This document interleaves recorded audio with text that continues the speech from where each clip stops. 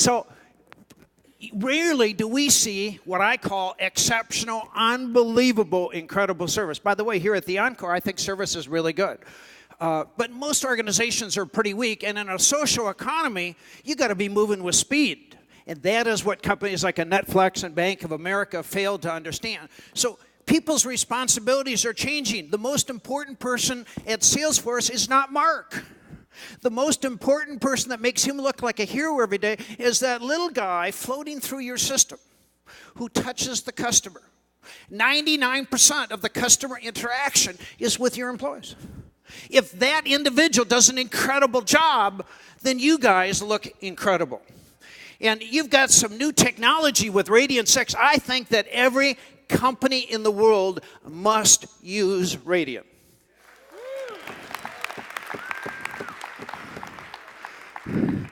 If you look at Netflix, and your staff provided me the graphics up here that you were able to do with Radiant, but Mark talked about Netflix. I've been blasting them. I cannot understand it. Here's a company that had stock valued at $304.79 a share. The idiot, the CEO, announces a 60% price increase. In October 25, the stock was down to $74. November 4th, the day I finalized the slides, it was at $90.22, a 70.5% reduction in value in 114 days. And the guy has become so arrogant that he's not able to just say, you know what, I screwed up. And let me tell you what I'm going to do. We're going to give everybody, we're going to go back. We're not going to have the 60% price increase, and we're going to give everybody 2 free months. That dropped. Or 3 free months. They've lost 1 million customers. How in the heck do you lose 1 million customers, 60% price increase, and the social media totally took control of this thing, and they still don't understand the mess that they're in? Now we look at Molly, who did you see my slides before I got up here? I mean, we're kind of thinking on the same line here, Mark. So Molly, 22 years old, is all she's got is $2,200 to her name. Bank of America says we're going to charge $5 a month. Now, I know everybody in this room makes big money, so $5 a month to some of you is peanuts. Bank of America basically said, if you have less than $20,000 in our accounts, we don't want you. Well, I don't have the real research, but my suspicion is that means they want to get rid of 80% of their customers. Well, let me tell you what, if you lose 80% of your customers, Netflix is going to be peanuts compared to what happens to Bank of America. But last week, they got religion. And little old Molly had this petition with 300,000 people that had signed it against corporate America, and they decided to waive and no longer charge this $5 debit fee. Okay? So with social media today, when you make a mistake, you don't have days, for sure you don't have weeks. You better learn to be on top of this stuff, or you're going to get destroyed and the value of your company is going to go down the tubes. So the best service pros are just simply outstanding employees. That's true of Salesforce, and it's true of the companies you're working with. So you're selling software, CRM, and all of the incredible technology you got. The weakness that companies have is they don't know they're in the service business. Some of them think they're banks. Some of them think they're retailers. Some of them think they're in the travel business. Most firms don't understand the service strategy. And I think there's 5 things you got to do if you're going to create what I call breakaway service. This is true for Salesforce. It's true for your customers. Number 1, you got to have speed. The problem is that most people think slow. Speed makes money. Amazon, everything built on Amazon is based on speed. Number 2, price. Price is very important. $5 a month at Bank of America. They didn't understand it because, see, the CEO's making millions of dollars a year. The top management team makes millions of dollars a year. And they're thinking, what's $5? First of all, they don't pay the $5 because they have so much money in the accounts. So price is very important to your customers. Number 3 is empowerment. Empowerment means that every single person at Salesforce better be able to make fast decisions on the spot, and market better be in favor of the customer. If the customer wins, you guys make a lot of money. And then the 4th thing you got to have is quality, and 5th is service. And I look at quality and service as 2 of the same words. If you were to take 100 of your customers at Salesforce and say, tell me what you mean by quality and service, it's an interchangeable thing, and it changes every day, and it's highly intangible. My definition of quality and service It's whatever the customer thinks it is. That means it's a really huge moving target, okay? But first we got to understand we are not in the CRM business. We are in the customer service business. We have to provide a great customer experience. The customers you sell to need to understand they're in the service business. And you guys have, I sat in on some of the stuff yesterday. I mean, you guys got some really cool stuff. Every company in the world should be using Salesforce.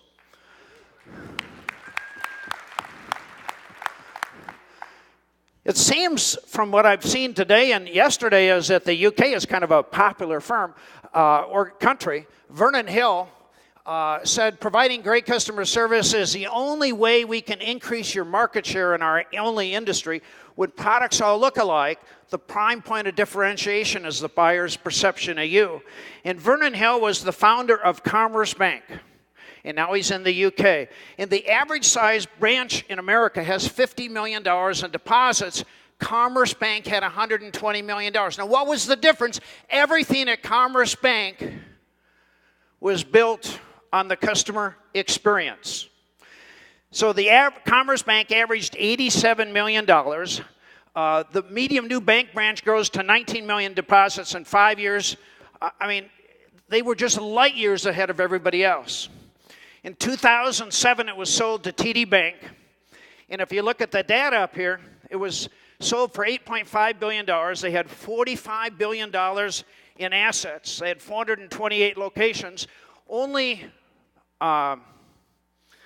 Berkshire Hathaway outperformed them on the return on stock, and Larry Ellison and one other guy, I can't remember the name.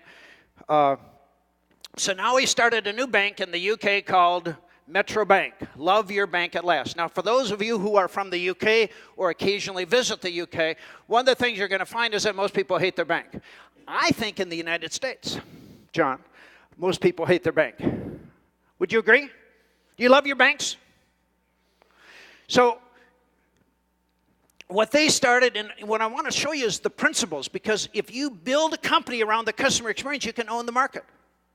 So this is a brand new bank, the first bank in London in over 100 years. They have 7-day branch banking. They're going to have 200 locations in Metro London. Right now they have about 7 or 8. They started in July 29th, 2010 with 4 locations. Initial capitalization of 75 million euro. Unfortunately for me, I was able to make an investment in the bank. It'll be my single best investment I ever made in my life. Now, when we talk about the customer experience, their hours are open from 8 a.m. to 8 p.m., Monday to Friday. They're open on Saturdays from 8 to 6 and Sundays from 11 to 5. Are your banks open where you can just walk in, do any kind of transaction on those kind of hours?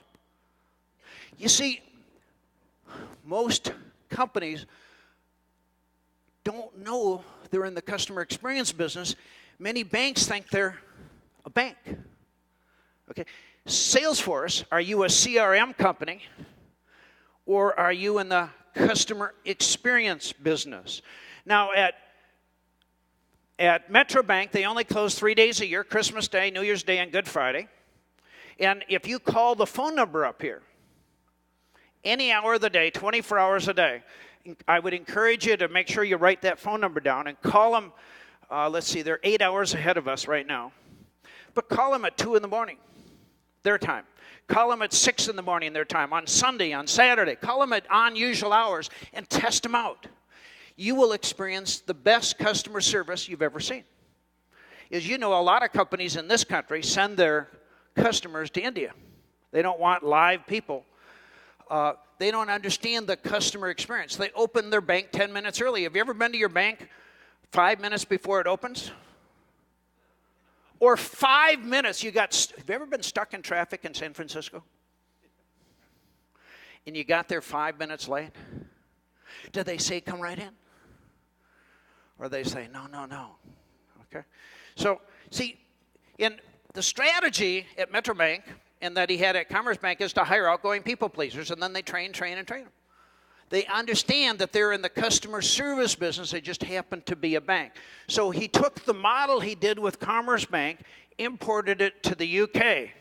Now here's the most important slide. In 10 years, they're going to go from zero. Nobody's ever heard of the bank before. Zero, okay, to 24 billion pounds. That's $36 billion U.S. in 10 years. They're going to have at least 5 to 10% market share. Nobody's ever heard of them before. And by the way, they use social media.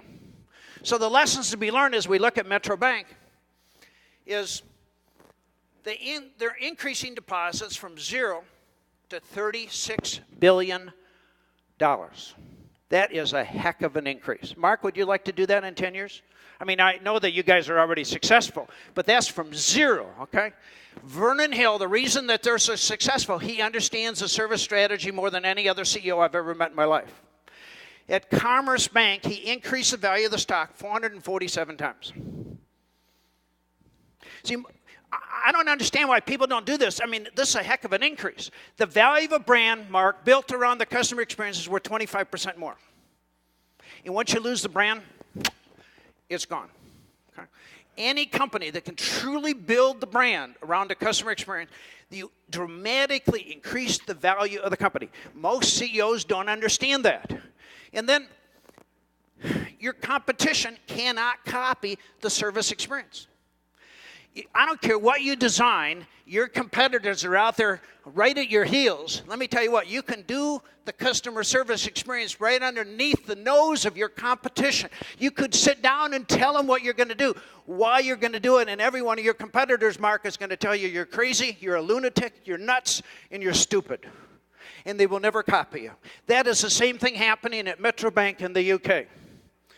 So customers love great service more than the interest rates at banks.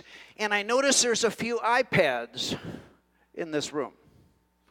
So with Apple, people love the technology more than they love the price.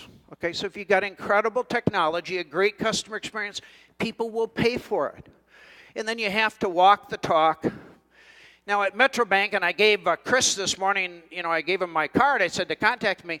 At Metro Bank, they track the social media coverage every single week. I get an email every week that shows how many, all the comments on Twitter, Facebook. They're in the media every single week, and they don't advertise. They don't spend any money on advertising. At Commerce Bank, they never spent money on advertising. All of it is on the customer experience. They use word of mouth. Brilliant idea, okay? But see, here's the concept, is that most people don't want to go from zero, brand new company, to $36 billion in assets in 10 years. Too much money. Too much money. So in the service culture, everybody has a customer.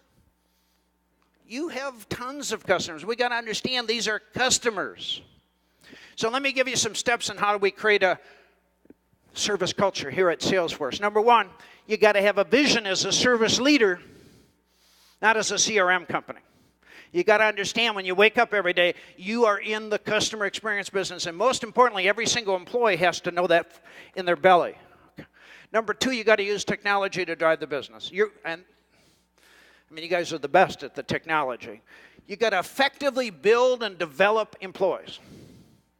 Every single person has to be educated and trained on the art of customer service, and there's no little one magic program you can dip little Charlie in, and bingo, he's going to be perfect. You got to create a mindset so that when the phone rings, an email comes through, he's on chat, whatever it is, he understands I am in the customer experience business.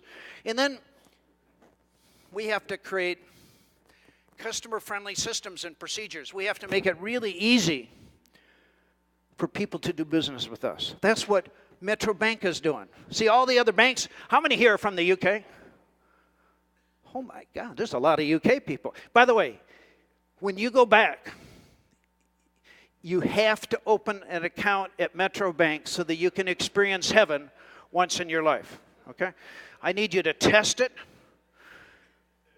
because the banks, and one of the reasons I get along well with Vernon Hill is he shares all the financial information with me, and he's done it for like 15 years. Number two, everybody hates their bank. Okay? Banks have consistently been the worst at customer service. And I think, Mark, that CEOs like yourself respond to the numbers. So, you would love to have a 447-time return on those 10 million shares you own. More. We've done better You haven't done better. Okay, that's good. Okay. So we have to make it easy for people to do business with Salesforce. And then my research shows that customers value exceptional service. How do they value it? They do it two ways. One is they give you a lot more money. They spend a lot more money with you. Number two, the value of your stock increases. Price by itself is not sustainable. You'll never own the customer just on price. And I'm going to show you a little later a segment on Walmart where they thought price was all that mattered.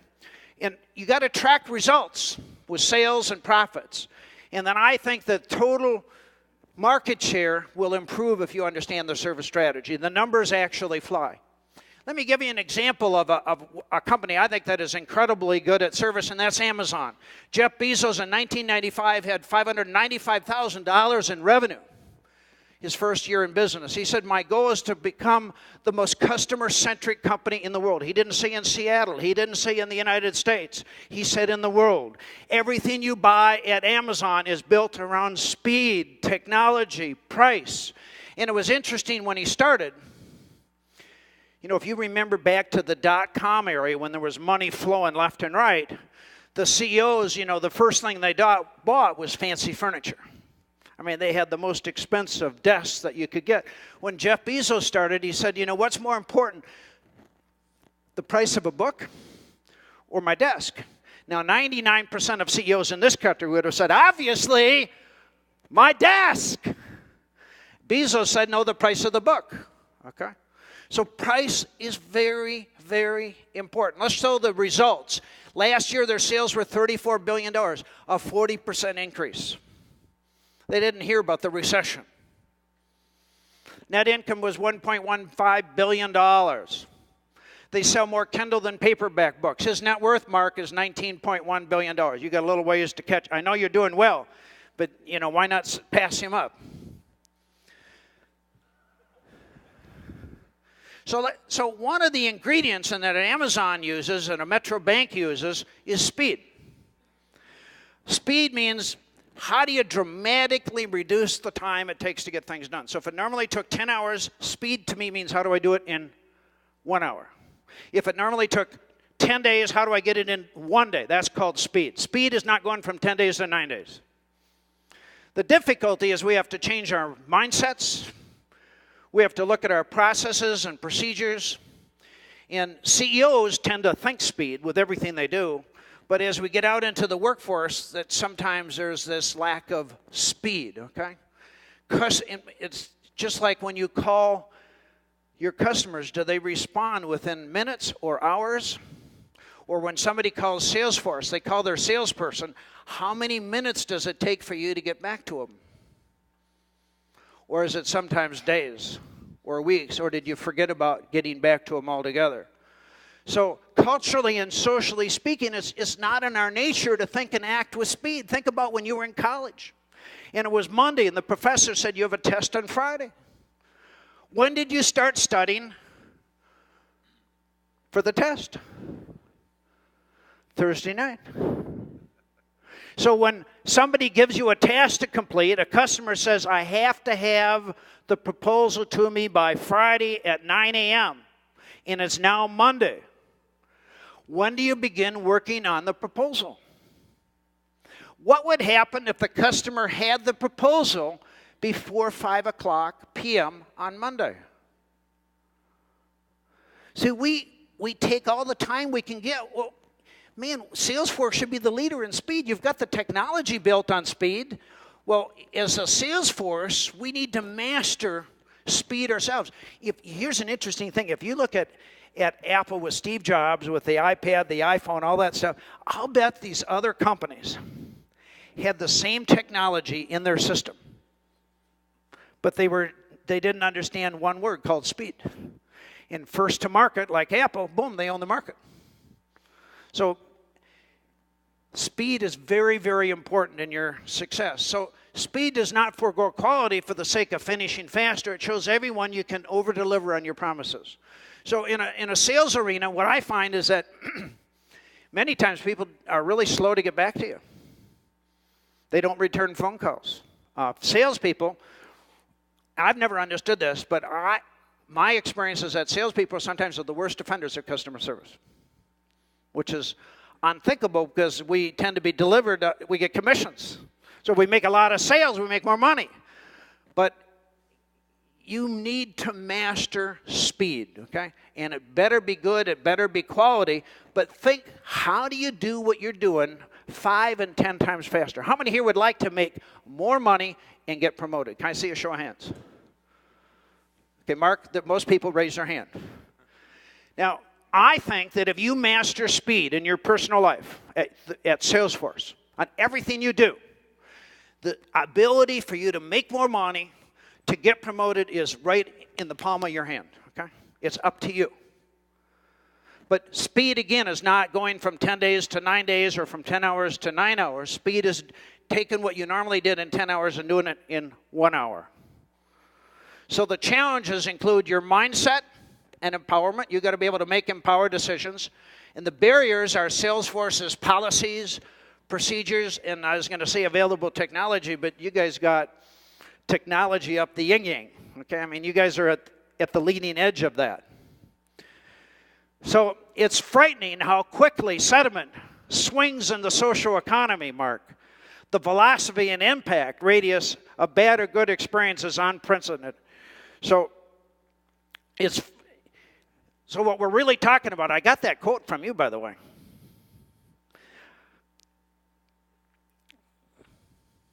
So what's the source of your competitive advantage at Salesforce? If you talk to Jeff Bezos, Dave Case, and you're a Yang, years ago they were asked, what is it? They said, creating a customer experience superior to anything my competitors can create. They didn't say price. They didn't say technology. You know, think of Apple. Isn't it the customer experience? That's really what Salesforce wants to do. So organizations, you either accelerate or you die. And with social velocity, rules. I mean, as all I got to do is look at a Bank of America. I would have loved to have seen to be a mouse in the corner and find out how many accounts really closed at Bank of America. You know, on Saturday of last week and Monday of this week, they had change your bank days. And I was in the media telling everybody you should change your banks. You have to send a message to companies that don't value customers. Credit unions, it's an amazing thing, right? Credit unions are incredible. Let me give you an example of a credit union, Mark. I joined a credit union about 1.5 years ago called Star Choice in Bloomington, Minnesota. I wasn't sure what hours they were open. I was there about 7:15 in the morning. And an employee drove up, and I got out of my car, and I said, what time does the bank open up? She said, Mr. Scholl, the drive-in opens at 7:30. The bank opens at 9. If you'll wait just a minute, I'll go into the bank and open up the front door for you. Would your bank do that? And while I was in there, the vice president came in. He poured me a cup of coffee. The president came in a little later, and he refilled my cup of coffee. I do a lot of business with Star Choice Credit Union. They're in my books, Empowerment, A Way of Life. Customer service makes you a fortune, okay? So the question here, are Salesforce.com employees trained on policies and rules or principles? Do you understand that the principle is to do whatever you got to do on the spot to make sure that a customer is over happy? See, if you have over happy customers, you make a fortune. If the customer thinks you're the best company in the entire world, they're loyal for life. They're never going to defect. But again, this has got to happen with every single employee throughout your system, because 99% of the customer contact is really not with all of you top cheeses in this room. It's with that little guy at Salesforce that's picking up the phone, responding to emails. And they got to understand that they're responsible for providing an incredible customer experience. I think that there's one of my pet peeves about CRM technology is that your customers don't use it. They have all the stuff you're selling them, they don't use, in my opinion. They're only using maybe 25 to 50% of what they're using. Would you agree? They're paying for it, but they're not using it. So when I call somebody, using your technology, they know who's on the phone. How often will they use my name? I think the customer's name is one of the most important things in the world, and there's 3 reasons we don't use the customer's name. Number 1, we don't give a dang. Just total indifference. Number 2, fear. I don't know how to say show. Since I don't know how to say show, I'll just say sir. And number 3 is lack of training. I think that all of your customers absolutely need to use the technology in front of them and use the customer's name, not 10% of the time, but 100% of the time. And when they're on that call, when they're in person, they should use it on a repetitive basis. So I think using a customer's name is maybe the highest level of customer service you can provide. And with your technology, it's a sin, I think, for a company to not use the customer's name. Okay? It is the most important aspect of the customer experience. So at Star Choice, when that person said, Mr. Scholl, I'm a brand new customer. I thought, whoa. And then they said, why don't you just wait a minute and I'll go in and open up the front door. Oh, I'm thinking, whoa. Now, I had belonged to a credit union, was 1,000 feet away. And at that credit union, they would have never opened 5 seconds early. And maybe 1 out of 50 times they would use my name. Okay? So it's a little bit of understanding this customer experience. Let me show you another role model. How many here ever fly Southwest Airlines? Oh, a lot of hands go up. Okay. If you look at the airline industry, they have huge labor problems. Southwest Airlines has never had a strike. Largest carrier of domestic passengers. They have made money for 38 straight years. No other airline in the world has been able to do that. Last year they made $459 million, revenue of $12 billion, average passenger fare is $130. Their number 1 mission is customer service. Now at Delta Airlines, which I tend to fly a lot, their number 1 mission is how do I screw the customer? And I know that some of you fly United, which is one of your favorite airlines. And how many here have ever seen the guitar video on YouTube? I mean, people that don't understand social media are going to be toast. So the difference is that I think at Southwest Airlines, they understand they're in the customer service business. The other airlines think they're either, John, an airline, or they think they're in the, Peter, the transportation business. So they fly to 69 cities. Now, here's the interesting thing when we talk about speed. Plane turnaround time is 22 minutes.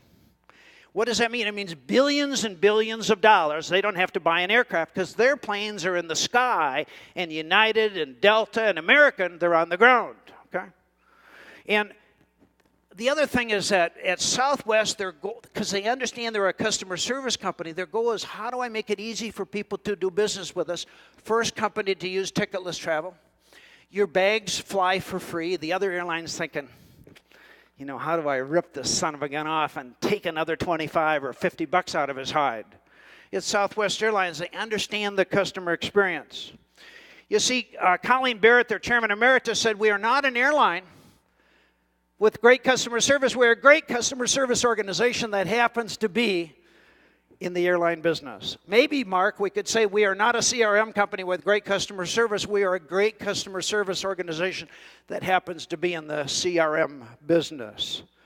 You see, at Southwest Airlines, they understand their people are their most valuable asset. Although we fly planes, Southwest Airlines is really a customer service company. I think that, you could take some of these slides and you could just put your name on them and put Salesforce and use some of the same messages. They understand the brand. At one time, by the way, the value of the stock, this is several years ago, of Southwest Airlines was worth more than all the other U.S. airlines combined.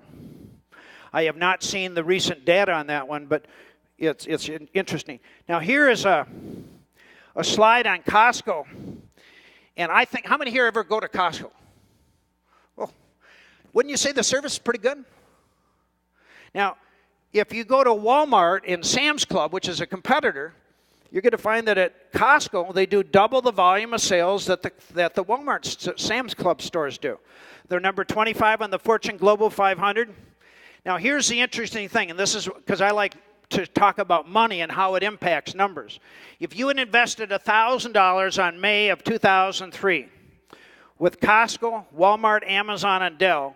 That $1,000 at Costco is today worth $2,268, $1,181 at Walmart, Amazon, $6,874, and at Dell, $490.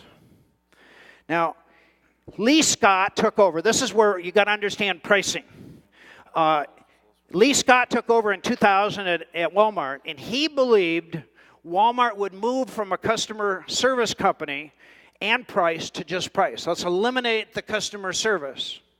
And so under his tenure, the stock went from $58 a share to $47.12. Now, the interesting thing here, which I don't quite understand, he retired, by the way, January 31 of 2009. He had an increase of revenue of $239 billion over 9 years, but he decreased the value of the stock $11, Peter, and 23 cents. Total compensation for the CEO for that incredible performance was that year $30 million. The stock, when he ended, was worth $44 billion less. Let me tell you why I think the stock was worth less. They forgot about the customer experience. They focused on the sales. They got the revenue in, okay? But they no longer have a brand built on what Sam Walton did, which was on the customer experience. They said, let's just forget about that element. We will only focus on price. Price by itself is not sustainable. Let me give you another example of what happens if we screw up in this process. Dell. All my computers are from Dell, except my iPhone and some of that stuff. Michael Dell retired in 2004. Kevin Rollins took over. The stock when he retired was $33.13 a share. Kevin Rollins was a financial guy. And the first thing he did is eliminated everything around customer experience. They outsourced everything to India. And as you know, Michael Dell started with only $1,000. When he took over again in 2007, the stock was worth $24.29 a share. When I invested $1,000 on March 3rd of 2003, that is now worth $493.76. The stock is $15.36 a share on November 4th. Once you lose the brand built around the customer experience, it's impossible to recover it. Okay? It is the single biggest mistake management can make is to forget about the customer experience. Netflix threw away $12 billion in 90 days in market value. Who knows what's going to really happen with Bank of America? Dell has never recovered from what Kevin Rollins did. Michael Dell had built a company around price, technology, speed, and the customer experience. Kevin Rollins said, let's eliminate that fourth thing because it costs us money to have a customer experience. Let me show you another one. This is JetBlue. How many here ever fly JetBlue? Look at all these. You guys are flying some of the good airlines. You know, I was doing a lot of tracking on JetBlue, and in February 15, 2007, they had that ice storm out in New York, and people were on the plane for 10 hours. No service recovery. Nobody understood what to do. And by the way, they recently, about 7 to 10 days ago, had another experience. They still don't understand two words: service recovery.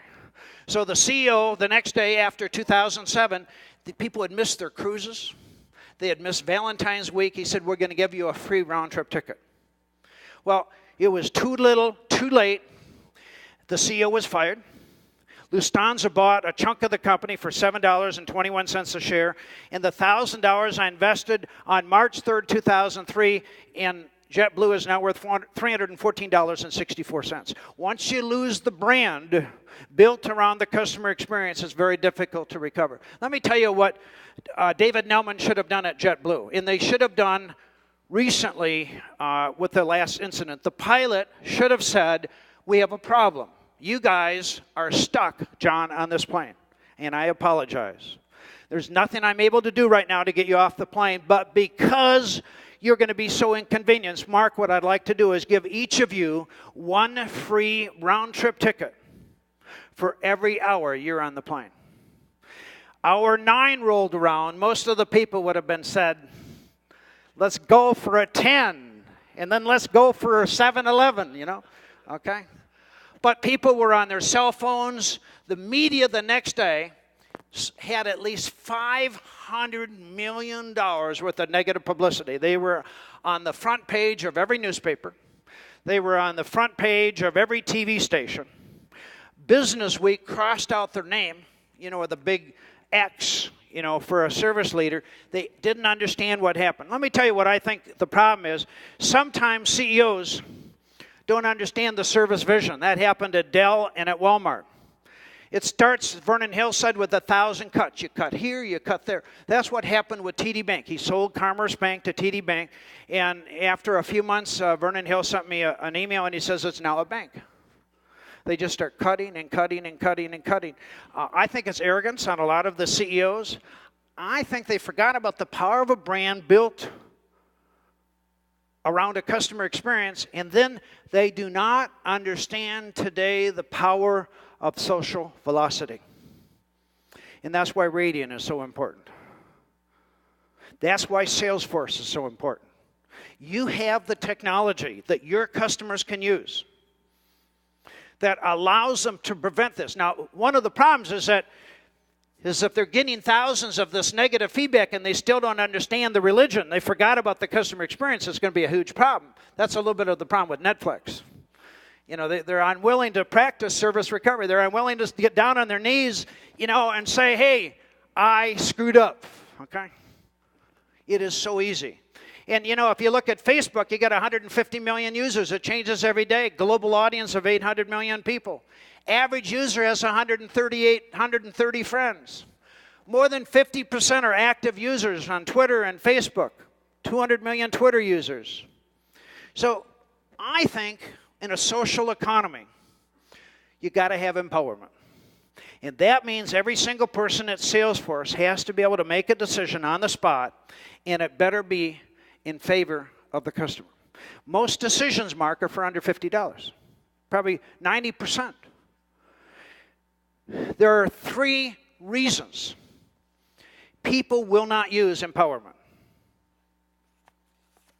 The first reason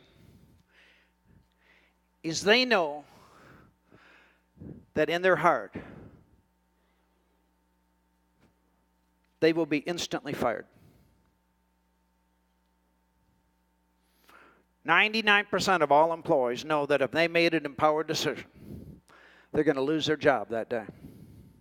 Second reason, you gave away a free upgrade for the room. You gave away some free software. You're paying for it. John, it's coming right out of your salary. And most people don't have that money. And then the third reason is, you stupid idiot, don't you have any brains? I thought we hired only smart people here at Salesforce. We don't want to get chewed out. But the single biggest reason people will not use empowerment, this is every company in the world, is that the employee knows in their heart and their head they instantly will be fired. So Mark, it's, of all the things I talk about, trying to get Salesforce employees to be able to make an empowered decision. I'm particularly talking about the people at the bottom. Even in this room, you have to make empowered decisions. It's the ultimate in customer service. It's a game-changing practice. Elated customers are the lifeblood of any business. So it means working quickly and efficiently. The word slow does not fit into empowerment. With the social velocity, there are 2 things people have to know. They have to know empowerment, and they better be really good at service recovery. You do not have the opportunity, when the feedback is coming in, to be able to say, well, I'll think about it. You need employees at Salesforce. You need employees in the companies you sell your products to be able to make very fast, empowered decisions. So empowerment is not about breaking the rules. It's just simply bending them to keep a customer happy. And again, if you have over happy customers, you make a lot of money. A lot of money. So 50% of Salesforce's marketing money is wasted. 50% of your clients' marketing money is wasted. Nobody knows which half. Okay? So now you've got a customer in front of your eyes, on the internet, on the phone. You got a problem. You want to make sure at Salesforce, every single person makes a really fast decision, and it better be in favor of the customer. Again, if you have over happy customers, money falls from the sky, okay? It's marketing money. It is strictly marketing money. So empowerment is taking care of a customer to the customer's satisfaction, not Salesforce.com. I need everybody to stand. Everybody stand. Got 18 minutes left here. So I want you to repeat after me with some energy and some enthusiasm. Empowerment is having millions. Okay, let's do it over again. We need a little bit of energy. Empowerment is having millions and millions and millions and millions of over-happy customers. Okay, let's do it one more time. Empowerment is having millions, millions and millions and millions of over-happy customers. You did good. Thank you. So, training is the key to empowerment. And empowerment is the key to creating a service culture. Unless every single person 100% of the time can make a quick decision on the spot, and will do it, you'll never be a service leader. Okay? The magic is not what Mark does. Who cares? When it gets to Mark, he's going to give away the store. It is the cost is peanuts when it's at the bottom. You want employees that are working for you. You want everybody at Salesforce making very quick decisions in favor of the customer. And there are so many little things you can do. Let's talk a little bit about service recovery, because I think that service recovery is one of the other core skills we have to master. That's where Netflix screwed up. In your business, bad things happen. Things don't always go right. No matter how committed you are, things go haywire. Am I correct? So, how do we take an employee that all of a sudden knows about that problem and masters service recovery? So how do I take a guy, and it probably wouldn't happen at Salesforce, but maybe there was somebody that was really upset because you didn't do something right. I was thinking swearing at you, but that would never happen. Using bad language, saying he's never going to do business with Salesforce again. Have you ever had that happen? How would you like to be able, in 60 seconds, flip it around where he or she thinks they're dealing with the greatest company in the world? Would you like to know? Not too many people are interested. I guess I'll skip this part. So what I'm going to talk about is service recovery creates an experience so remarkable that a person under social media is going to go out and tell not 10 other people, but 130 other people, or 2,000 people, or 200,000 other people. Would you like to know how to do that? Okay, now I'm clicking a little bit better here. Okay, on service recovery, there's 4 things that we got to do.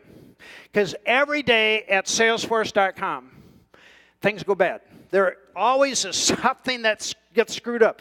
Individually, during the day, during the week, you guys probably make a mistake. Something goes haywire, okay?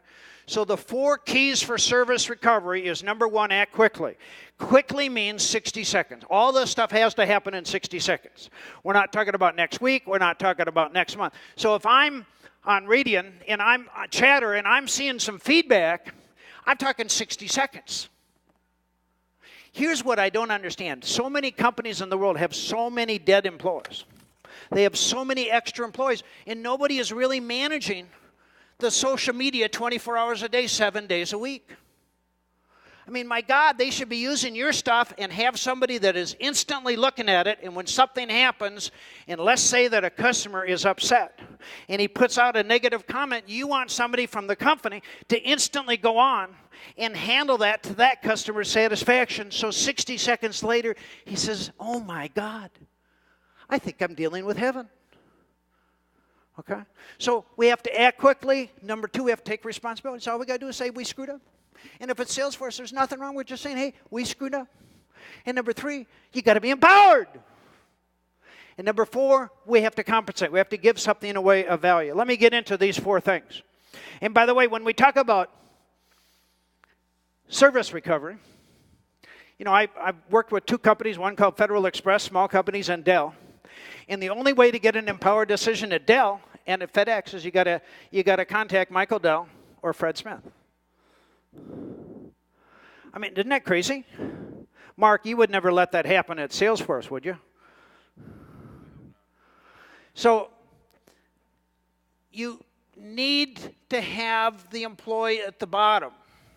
Every single individual at Salesforce, every one of your customers needs to master service recovery. I don't care how good you are, bad things happen. By the way, at Netflix, not only do they not understand the pricing issue and the customer experience, you know, if you had a problem with them, they didn't even have humans that you could talk to. Redbox, who's one of their major competitors, and now Amazon, are light years ahead of a Netflix.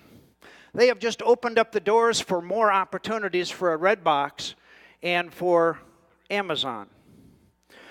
So let's go through the 4 things that we got to do. Quickly means the employee at the point of contact at Salesforce has to be able to make a fast decision on the spot. That means that those of you in this room and those who are listening have to make a fast decision. And by the way, it better be in favor of the customer. You never move a problem up the chain of command. The cost of solving the problem at the bottom is peanuts.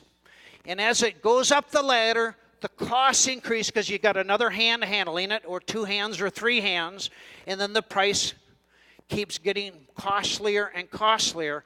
And with social media, most people like little Molly at the Bank of America. I'll bet nobody from Bank of America, by the way, ever talked to Molly. That's just a guess. Okay. I mean, I don't. You got that. By the way, somebody should sell Bank of America. They need you guys. They desperately need Salesforce. So time is of the essence. Employees, you got 60 seconds to make this happen. And that is the problem with the social media. People are thinking weeks and they're thinking months, and sometimes they're thinking days. No, you got to be thinking seconds. When there's a problem, you want the company, you want a Salesforce or your clients to instantly solve the problem in favor of the customer in seconds. That means if you don't understand empowerment, you don't understand service recovery, you're going to pay a hell of a lot of money. A lot of money. That's why Radian, that's why Salesforce is so important. And then you got to take responsibilities. All you got, like the CEO of Netflix, is all you had to do is say, you know what? I screwed up, and it's all my fault. The CEO of JetBlue, David Nelman, could have said, I screwed up. Let me tell you what we're going to do. But see, sometimes when you think you're talking to God every day, you forget about some of the fundamentals. So you take responsibility no matter who's at fault. You don't say it's accounting. You don't say it's research. You just say, hey, we screwed up. It's our fault. Don't place the blame. And for God's sake, don't ever say to the customer, you're wrong. Don't make excuses or lie. 95% of the time when there's a problem, I think the employee lies. They just lie. There's no need to lie. All you got to do is say, hey, we screwed up and it's our fault. I apologize. Don't point out a customer's misunderstanding, and don't put the blame on somebody else. And then whatever you do, never tell the customer, I'm sorry, sir, here at Salesforce, we have a policy and a procedure. And by the way, you're screwed. It's like putting gasoline on the fire. It becomes very, very, very explosive. And then you got to be empowered. You got to give those who work for you the ability to make a decision on the spot in favor of the customer. It's the backbone of service recovery. It tells your customer you're going to put them first. Empowerment constrained by policy is no empowerment. And the difficulty, Mark, is that most employees in the world, including Salesforce, believe in their heart if they made an empowered decision, for sure they're going to lose their job tomorrow. Okay? That is the single biggest thing you got to overcome. And then you got to compensate. You got to give the customer something of value. So let's say that you sold the customer some software and there was a problem or it wasn't working right, and they had a deadline for implementation. If we use these 4 steps of acting quickly, taking responsibility, being empowered, and compensate, you say, I apologize, it is totally our fault. Let me tell you what I'm going to do because of the inconvenience we caused. I'm going to give you Radian for free for the next 4 months. Or I'm going to give you 2 more seats for free or 25 more seats for free. If you look at the software you got, your real out-of-pocket cost is nothing, okay? So when things go bad, and they're going to happen, things go bad. You want to use your marketing money, and that's what we're talking about, to give things away of high value, low cost. Now, if you set the customer a dozen roses, it's going to cost you more money because you're going to have to buy the roses. If you give them some of your own product, your real cost is 0. But the magic is what the little employee, so visualize, I'm calling Salesforce, and some little person out there in the system says, I apologize, Mr. Scholl, that the Salesforce software is not working like you wanted. And they make an empowered decision on the spot, and they give something away. That's what you want customers to do. That's what you want your employees to do. That's what you want your customers that you're selling Salesforce to do. Because today, if you don't master service recovery, you don't understand empowerment, and you don't understand how to do it in seconds, the potential of losing your brand, losing the value of your company is incredible. You are no longer in an arena where they're going to tell 5 to 10 other people. In today's marketplace, when somebody is upset, they're using social media and they're telling thousands of people. And when they're happy, they're telling thousands of people. Okay? So we need to master empowerment. We need to understand the power of service recovery. And again, the most important person at Salesforce is that little guy, Mark, floating through your system, okay? And if that individual does an incredible job every day, you look like a hero. Now, if we look at Apple, America's most admired, and obviously, we lost Steve Jobs in the last month. It's the world's 2nd most valuable company. Now, I think most people don't want to copy Apple because they make too much money. In July, by the way, some of you probably read the research, they had more cash than U.S. Treasury. Now, recently I went in with my iPhone to Apple because the battery kept running down. And so I walked into the store, and they had their iPad there. Person asked my name, spelling, asked my email address, and said, I need to see a techie, at the Genius Bar. And he said, well, sir, the next appointment we're going to be able to get you into will be in 2 minutes. I said, well, that's pretty good. That's called speed. And then I walked up to the front of the store, and I was with my wife, Pat.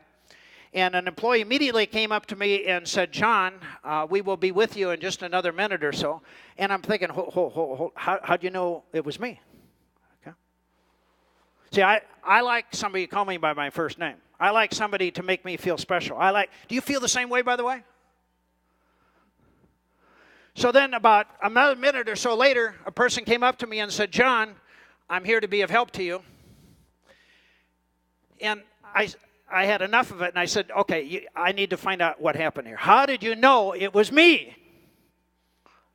You see, when they entered the store, they put down what I was wearing. I had a flower type of shirt on, and I had black shorts on. Technology, so easy. But see, Apple understands they're in the customer experience business. Most companies don't understand it. By the way, they changed did the research on the battery, and they said there's nothing wrong with the battery, but we replaced it anyhow. Okay? They understand they're in the customer experience business. Do you buy an iPad, an iPhone because of price? Is it more expensive than everybody else's? Probably. Okay? But they understand the customer experience. They hire nerds who like customers. I said, how do you get so many nice people? Because usually when we think of technology people, we think of nerdy people, right? And they said, we hire nerds who like customers. So you might think of Apple as a technology or innovation company. I think that they understand customer service better than 99% of the companies in this country. But see, Most people don't want to be that successful. Most people don't want to have more cash than the U.S. Treasury. Okay? So when service recovery becomes a way of life, I believe customers are loyal for life. See, what you want at Salesforce, you want the customer that falls in love with you, that's never going to look at a Cisco or an Oracle. You want to create the brand where people just know that you're the Apple of the industry. You're the Amazon of the industry. First of all, you got the technology. I was sitting in here for a little bit yesterday and watching all this stuff, and I thought, holy catfish.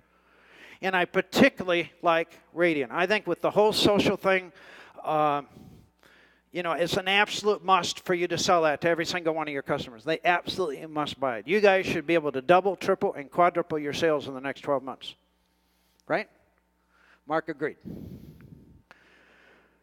I had a chance to work with Stanley Marcus when he was alive. He was the chairman of Neiman Marcus. And I think that Stanley Marcus probably was one of the inventors of customer service in this country. One time I asked Mr. Marcus, I said, what was the most important thing that you could do? And he said, spend time with the customer. I'll bet you if I sat down with the CEO of Walmart or the CEO of one of these other retailers and said, what's the most important thing you could do, or Macy's or any of those others, to spend time with the customer would probably be at the bottom of their agenda. Mr. Marcus said we have to respect our customers. Secondly, you have to learn to love them. And eventually, you will adore them. That's what I really want Salesforce to do. That's what I want each of you here today to do. It has been a pleasure, Mark, to be here today with Salesforce. Thank you for this opportunity. Please thank John Scholl.